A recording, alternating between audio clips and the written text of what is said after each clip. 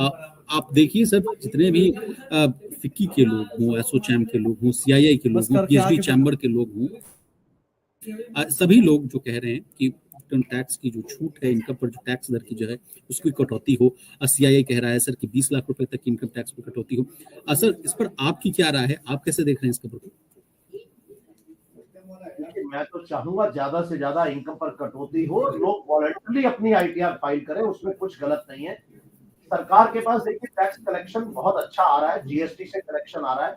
जितनी ज्यादा टैक्स में एग्जम्पशन में छूट दी जाएगी, वही पैसा आपकी डिस्पोजेबल इनकम बनेगा और आप उस इनकम पर अपने ऊपर ही खर्च करेंगे। अल्टीमेटली तो आप पैसे को खर्च ही करेंगे, पैसा खर्च करने, तो आप जितना खर्च करेंगे उस पर सरकार को फिर से जीएसटी मिलता है। तो अगर इनकम टैक्स में सरकार छूट दे भी देगी तो भी कोई ज्यादा फर्क सरकार को नहीं पड़ने वाला है, क्योंकि सरकार को तो इनडायरेक्ट टैक्सेशन आ ही रहा है और वो इनडायरेक्ट टैक्सेशन कम नहीं है, 2-2.25 लाख करोड़ पर मंथ आना शुरू हो गया। तो वो कहीं ना कहीं सुपर पास कर गया उसको, इनकम टैक्स को भी। तो उसकी वजह से मैं तो चाहूंगा बिल्कुल जो सिफारिश आ रही है, भले वो सीआईआई की हो, एसोचैम की हो, पीएचडी की हो, हम लोगों को ही वो रिप्रेजेंट करते हैं आगे, हमारी बॉडी है। तो हमारी चार्टर्ड अकाउंटेंट से भी कल रिकमेंडेशन दिया है अपनी तरफ से, वो भी उन्होंने अपना बजट मेमोरेंडम दिया है। हालांकि ये एक रूटीन वर्क है, हर बार बजट से पहले दिया जाता है और सरकार उसको कंसिडर करके बजट, तो जैसे ही उसको यूज करती है। तो मेरी बिल्कुल दिली तमन्ना अगर आप मेरे से पूछे तो मैं चाहूंगा बिल्कुल 15-20 लाख रुपए तक आपकी जो इनकम है एग्जम्प्ट हो जाए।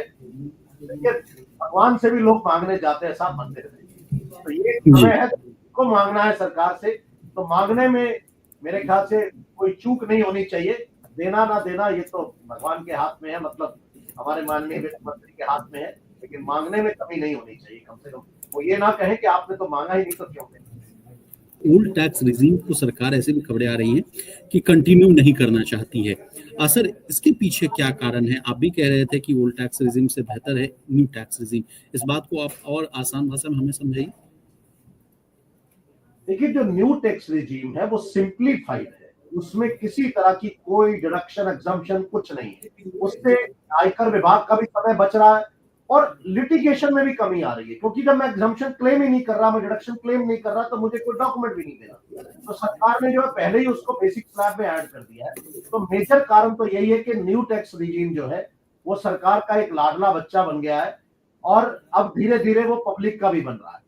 तो ओल्ड टैक्स रिजीम में जो छूट है, मेरी हर छूट पर सरकार जो है उसकी नजर सीधी नहीं रहती है उस पर। जब मैं कोई छूट मांगता हूँ तो सरकार को लगता है कि हर छूट जो है, तो जबकि मेरी ठीक भी हो, तो उससे क्या होता है, तो जेन्युइन जो व्यक्ति था जिसका जेन्युइन केस है वो भी उसी कैटेगरी में चला जाता है, उसकी इन्वेस्टिगेशन और इंक्वायरी में, और उसके लिए हरासमेंट की तरह बन जाता है, जबकि वो बिल्कुल जेन्युइन था। लेकिन सरकार के पास कोई ऑप्शन नहीं है, पूछना तो सबसे पड़ेगा।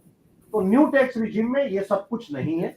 यही एक वजह है कि सरकार न्यू टैक्स रिजीम को प्रमोट कर रही थी और अब और ज्यादा कर रही है। और जब नया टैक्स कोड आएगा तो उसके अंदर ये।